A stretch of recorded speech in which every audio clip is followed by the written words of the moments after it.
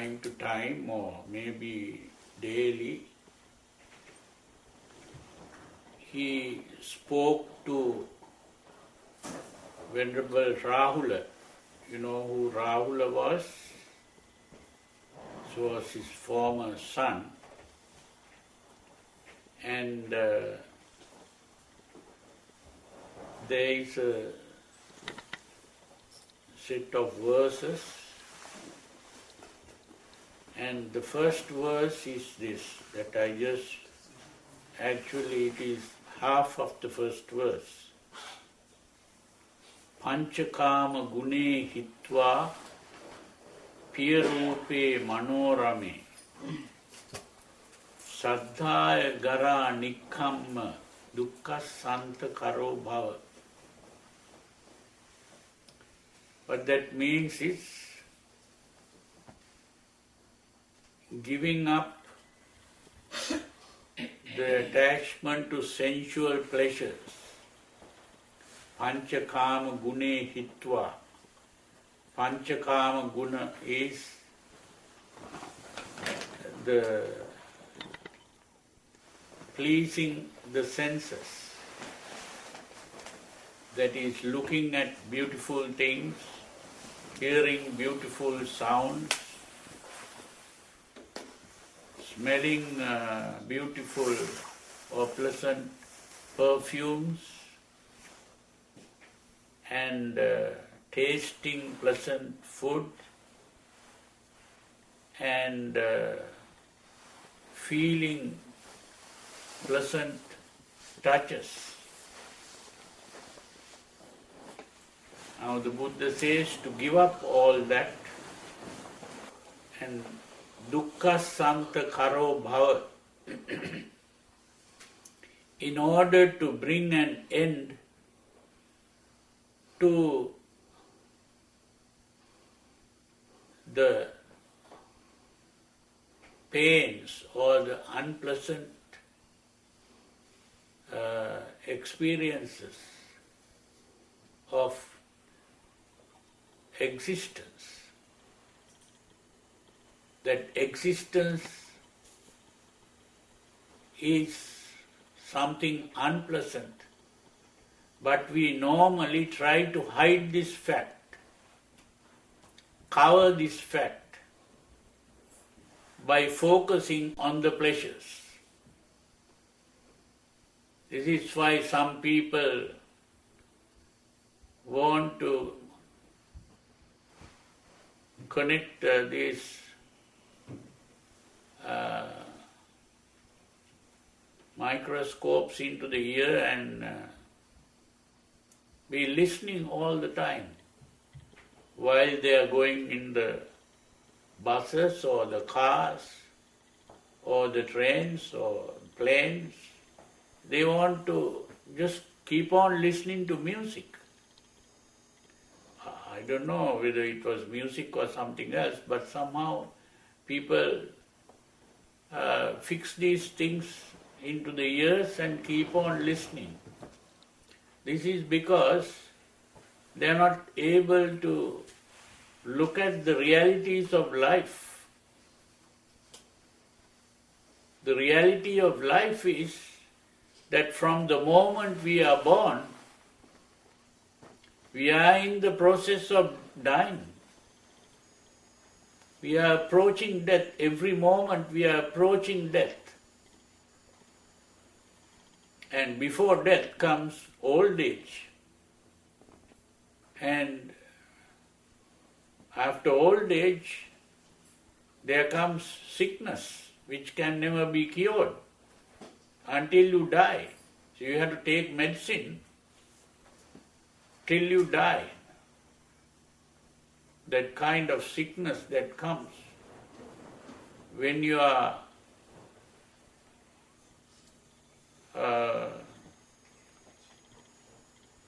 old. So every moment we are really approaching death from the time we are born. Sometimes the babies die. Sometimes death comes when you are grown up, maybe 4 years or 5 years or 10 years or 20 years or 30 years, there is no fixed time to die. Everyone can die at any moment. But we don't want to look at that.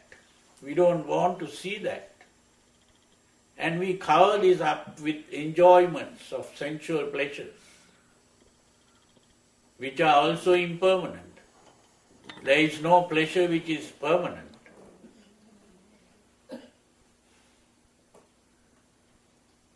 So this is how life is. This is why the Buddha tells our Venerable Rahula to give up these sensual pleasures in order to gain freedom from the sufferings of existence itself. Now, last time we spoke about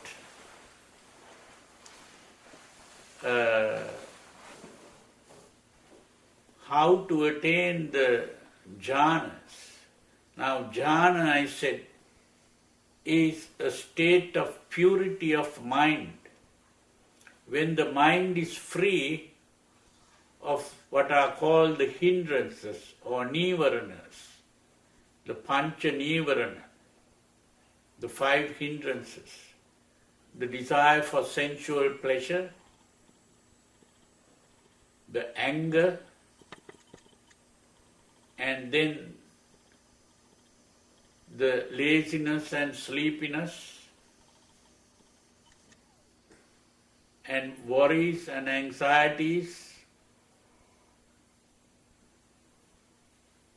and the vacillation or oscillation in the mind. The oscillation is like the clock that goes from one end to the other.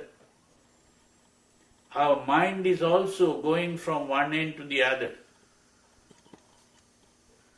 Our emotions begin to pull in one direction, and our thinking part begins to pull in another direction.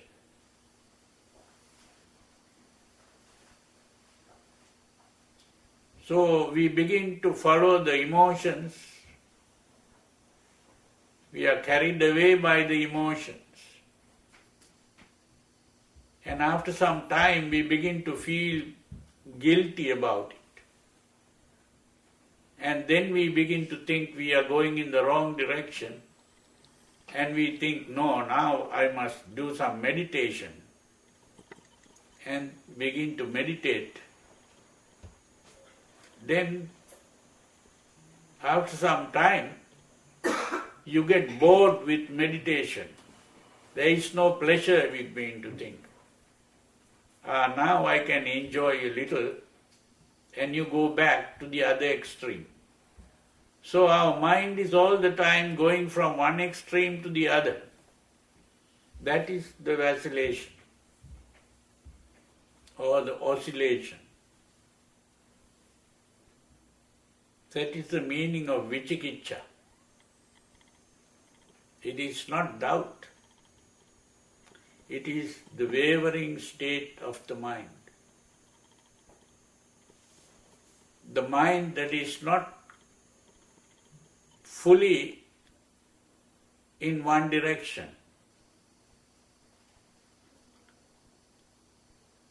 The meaning of the word ekaggata is to have the mind in one direction. But the mind is split into two, going in two different directions. That is the opposite of that, vicikiccha. But when the mind is purified and free from these emotions,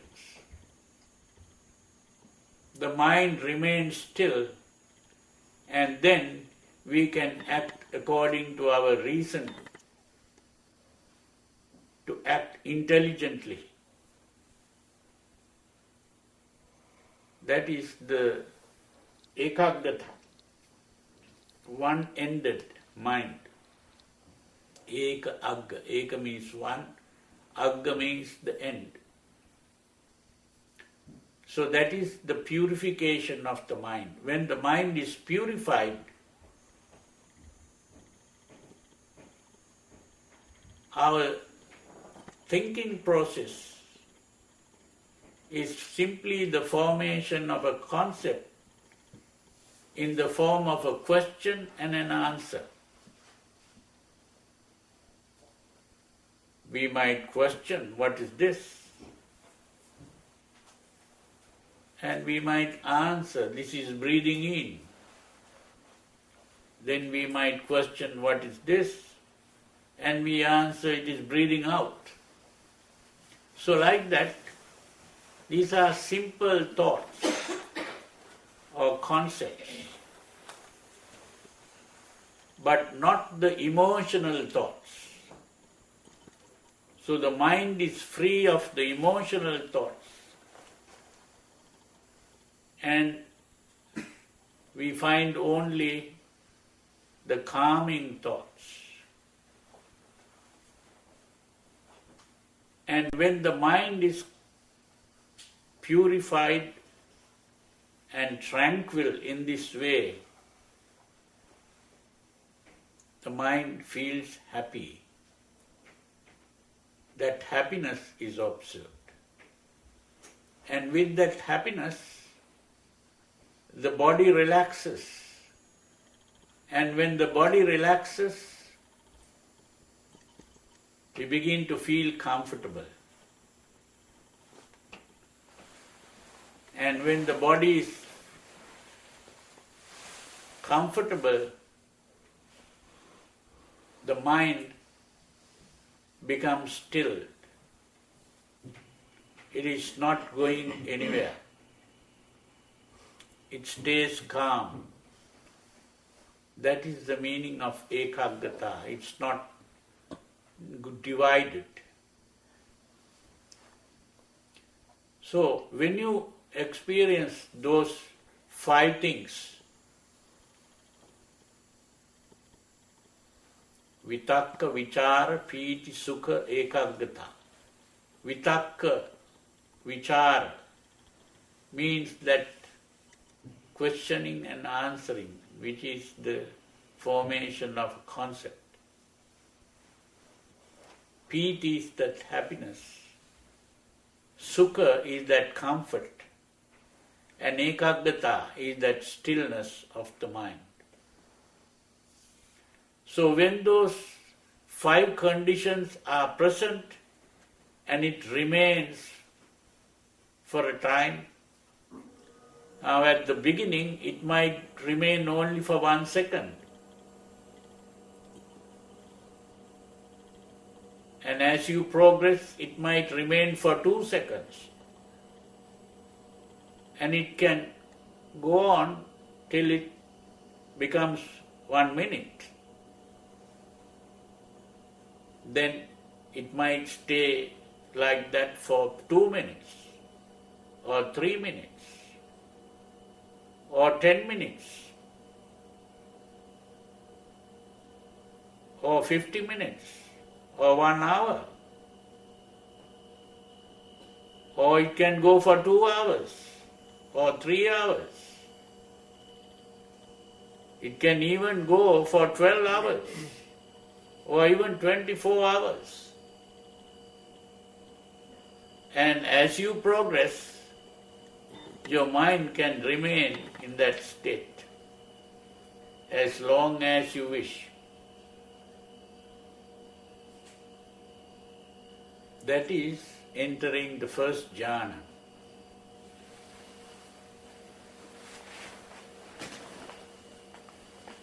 Now you can calm the mind even beyond that.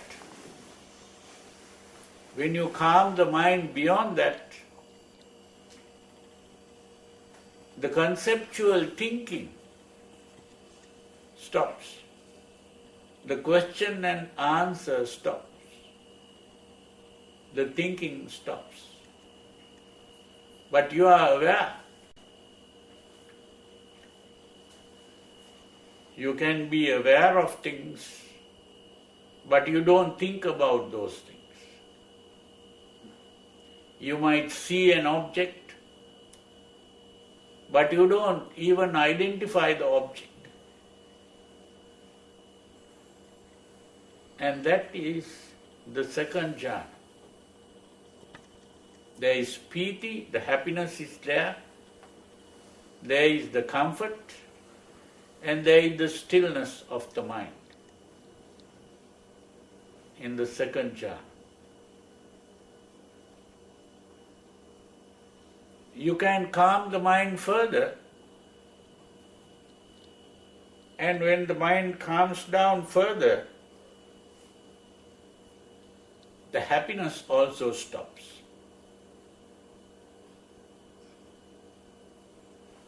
You feel comfortable, and there is the stillness of the mind.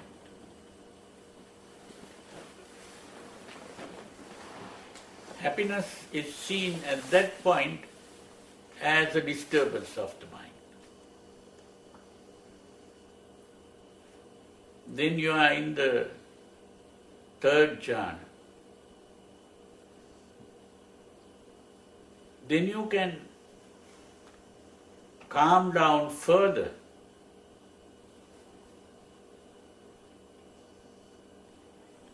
When the mind calms down further, that comfort also disappears. That doesn't mean that it becomes uncomfortable. Both comfort and discomfort disappear. So it's a neutral feeling. And with that, there is stillness of the mind. And the mind is focused within. The mind is not focused on external things. The mind is fully focused within. That is the fourth jhana. Now it is possible to calm the mind even beyond that. Now when you enter the fourth jhana, all emotional excitements, even the most subtle emotional excitements stop in the fourth jhana.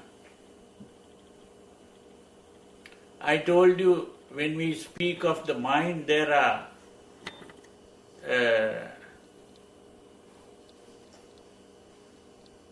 three main things: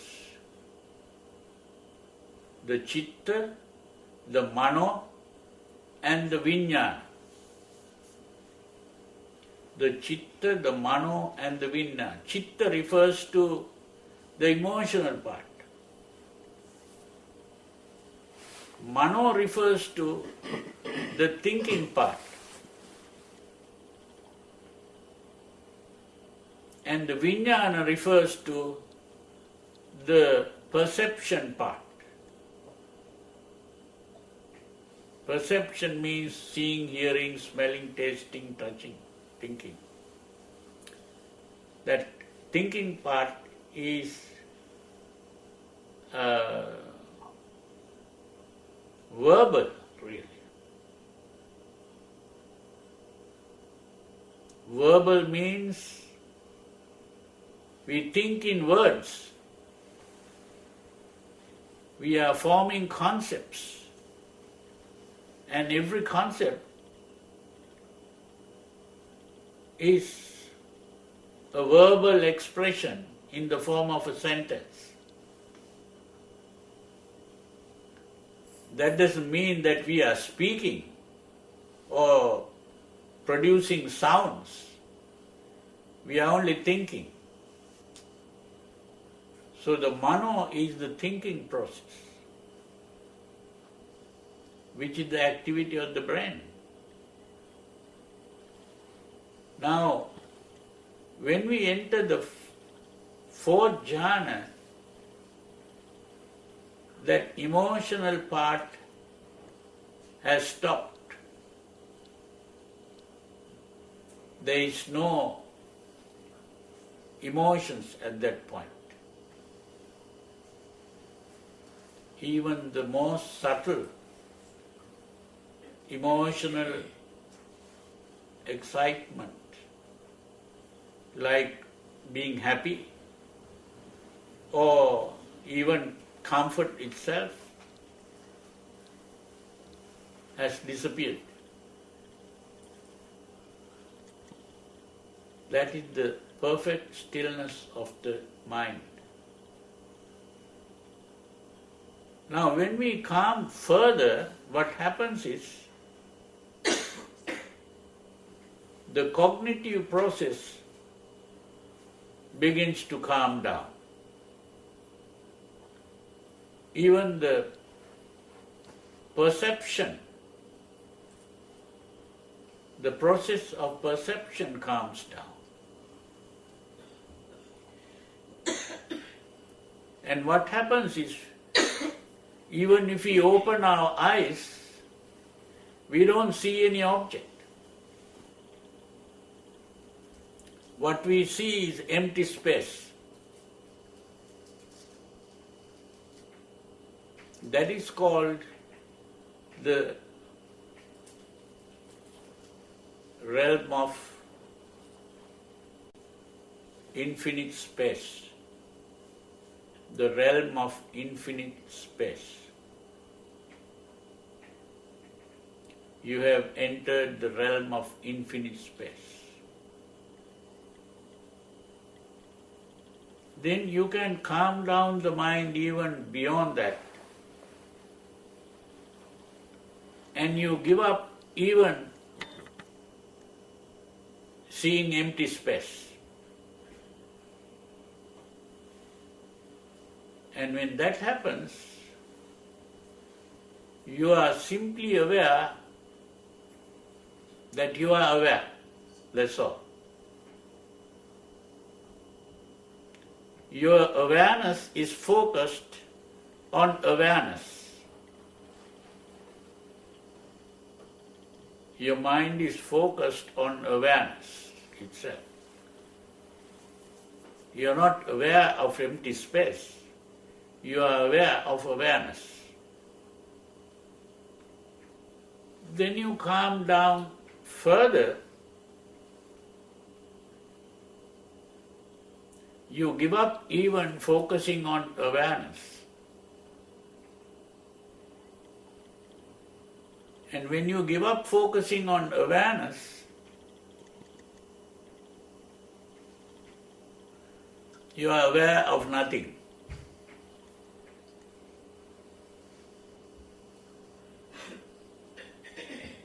You are aware of nothing.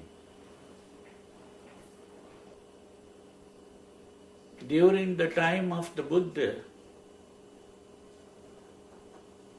when he gave up his princely life and went into the forest, became a hermit,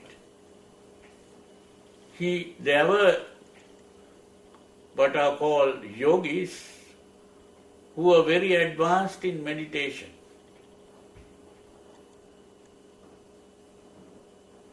And he went to learn from one of the yogis. He was called Alar Kalam.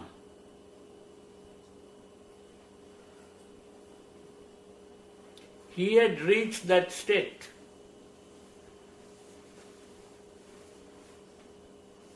That state of calming the mind to the point where you are aware of nothing. That is called the Akinchanyayatana. The first one was empty space, which was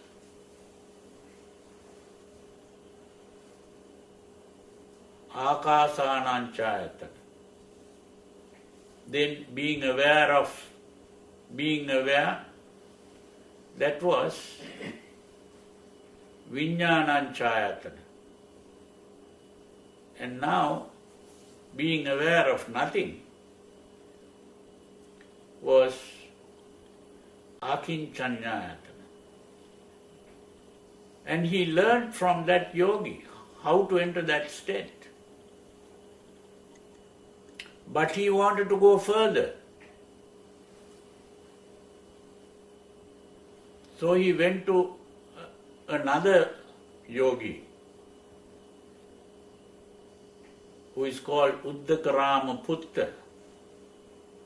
And this Uddakarama-putta said, I have also reached only that state of coming to the nothingness. I don't know how to go beyond that.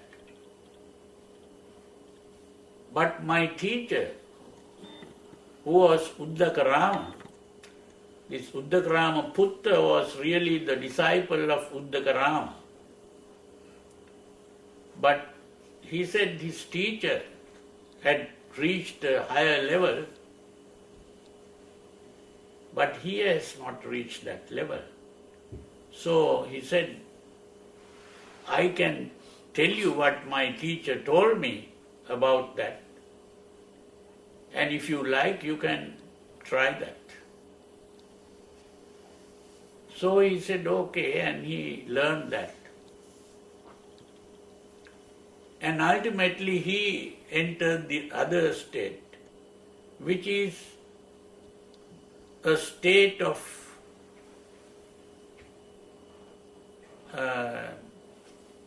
neither sensation nor no sensation.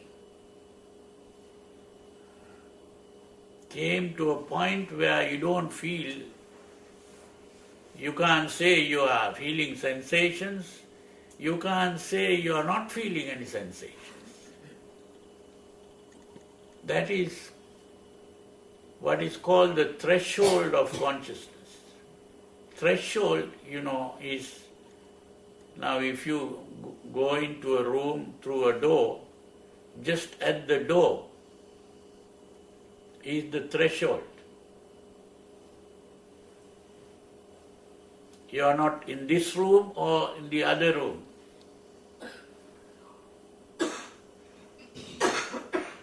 That is the threshold. So this is the threshold of consciousness. It's neither sensation nor no sensation.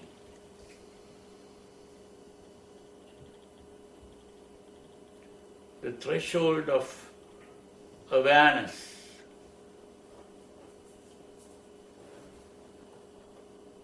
So he was able to attain to that level. But he wanted to go beyond this. So there was no one to teach him that.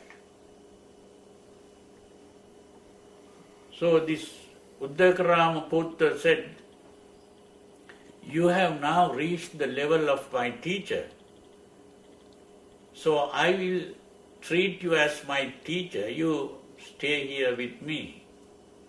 He said, no, I am not interested in being your teacher.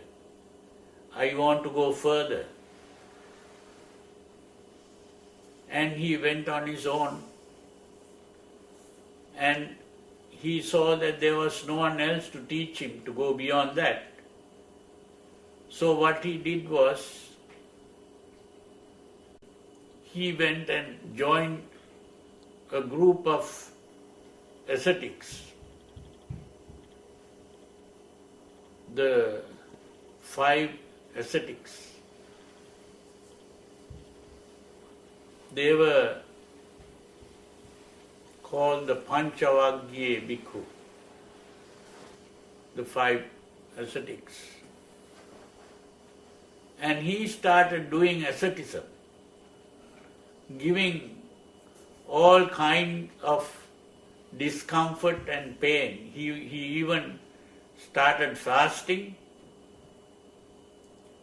and then he even tried to stop the breathing. But these things didn't work. Ultimately, he was so exhausted with that he fell and fainted. And then when he woke up,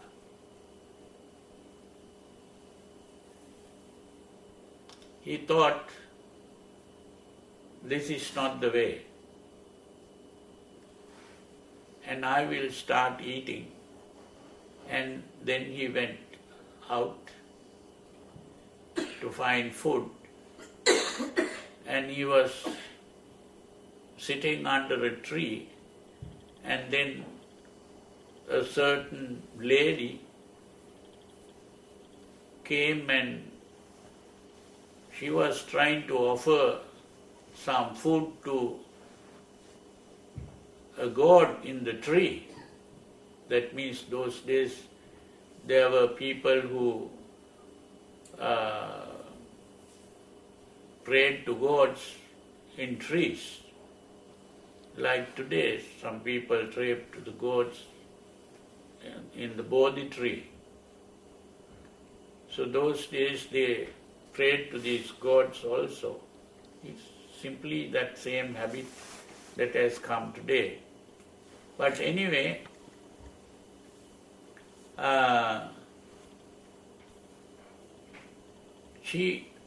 when she brought the food to make the offering, he saw the Buddha sitting. And what happened was, she thought this was that god from the tree who is sitting there, and made the offering. So he accepted the offering, and then he of course went back to the forest, and he just sat and relaxed. That's all that he did. And he was able to recall that when he was a small child, he relaxed and focused on the breathing, just as you did today. Just focused on the breathing. And as he focused on the breathing, the mind calmed down, the body relaxed, and he entered the first jhana. Then from the first jhana he went to the second, from the second he went to the third, from the third he went to the fourth, from the fourth he went to the sphere of the realm of infinite space, then to the realm of infinite awareness, then to the realm of nothingness, and then to that realm of neither sensation nor no sensation. And then he went automatically further into that state called the cessation of sensations and feelings. That was the end of his journey. He couldn't go beyond that because the mind had stopped completely. And he was not aware of anything. That is the stopping of the mind. When a person enters that state, the person is like a dead body. The only difference between the dead body and this person is, in the dead body, there there is a temperature. I mean, in the dead body there is no temperature. It's cold. And also the fundamental, what is called the metabolic activity goes on. What is called Ayu Sankar. That is called Ayu Sankar. The heat in the body is called Ushna. The Ushna and the Ayu Sankar is absent in the dead body, whereas in his body at that moment, those two things were present. The physical activity in the body was there,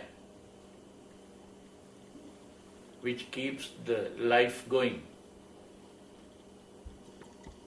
And the temperature was there. But the mental activity was absent. Then, of course, he came back again, because this is not a permanent state. You come back from it automatically. And then, as he woke up from that state, he came back again like climbing down a ladder. He came to that neither sensation nor no sensation, then to the nothingness, the realm of nothingness, then the realm of awareness, and the realm of infinite space, then the fourth jhana, then the third jhana, then the second jhana, and then the first jhana. Came back. And as he came back, he saw how the mind is working. Because really he stopped the mind and started the mind. And he saw that it is this mental process that creates the whole world. The whole world that we perceive is created by the mental process.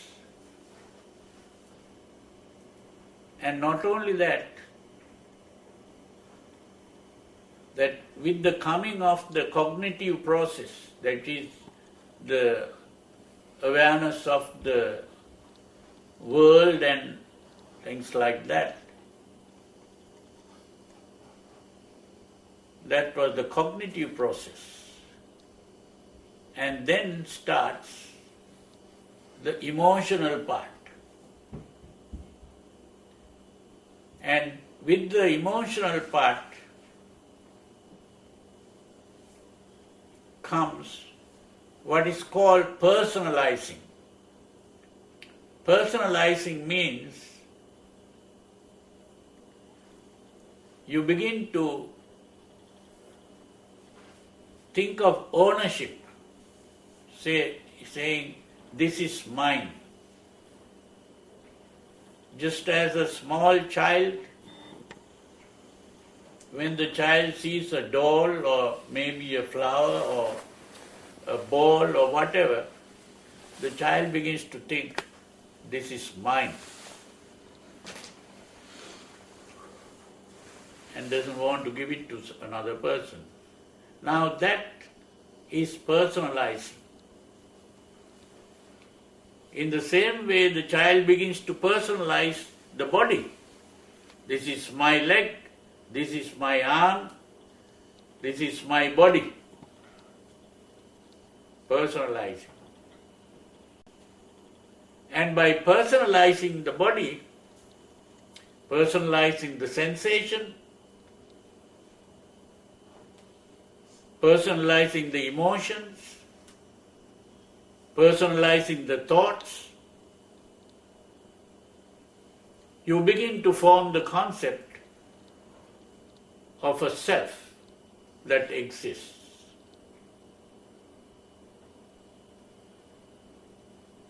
So it is the personalizing that leads to the concept of self.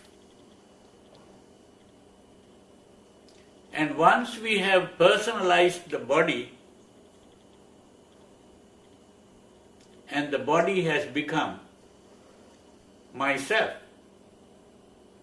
what happens? We think in terms of the past, the present, and the future.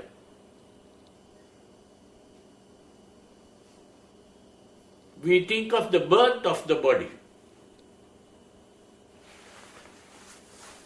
And the birth of the body becomes my birth.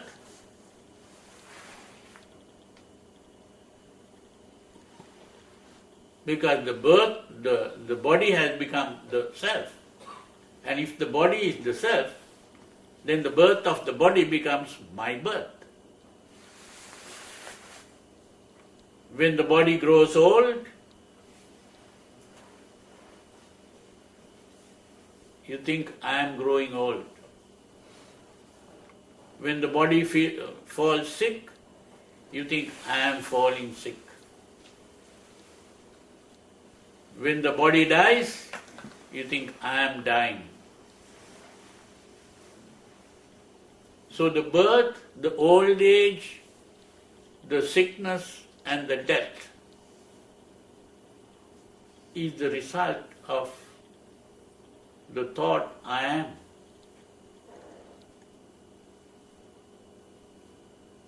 And if we begin to stop this personalizing, if we are not carried away by the emotions, if we stop the personalizing, what happens? The body is not mine.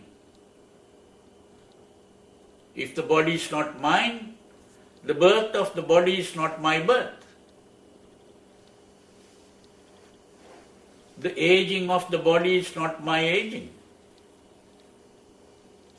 The sickness of the body is not my sickness. The death of the body is not my death.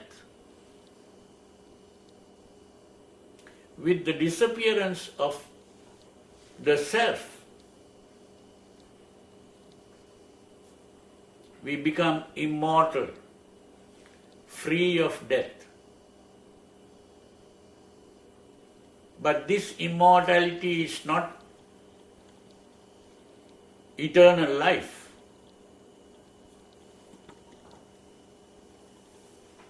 It is the freedom from the delusion of existence.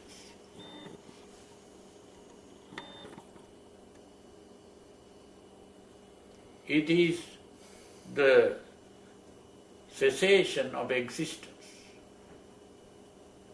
That existence is called bhava. The word bhava means existence. And this cessation of existence is called bhava nirodha. And that bhava nirodha is what is called Nirvana. Now I put this in simple terms so that you could understand it. This is the awakening of the Buddha. He awakened from the dream of existence. Existence is a dream. We are just dreaming that we are existing. We are not fully awake. So he awoke from this dream of existence.